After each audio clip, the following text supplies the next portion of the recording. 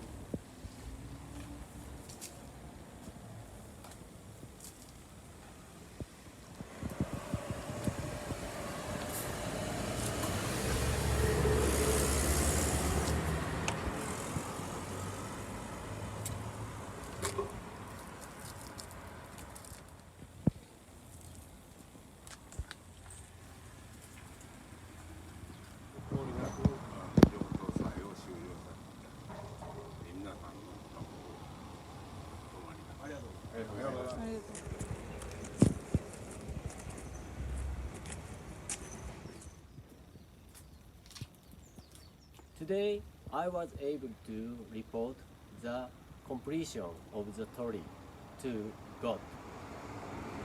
Thanks to you,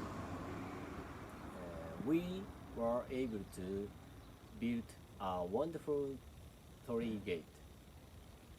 I hope COVID-19 will converge as soon as possible, and we can face and share with you. Suikoushya torii project is now complete.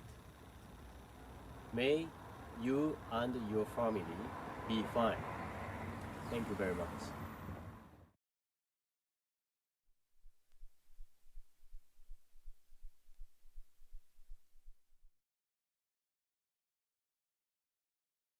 Hello, this is Takami of Suikoushya.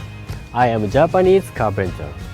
I have a Japanese woodworking school where you can learn in English.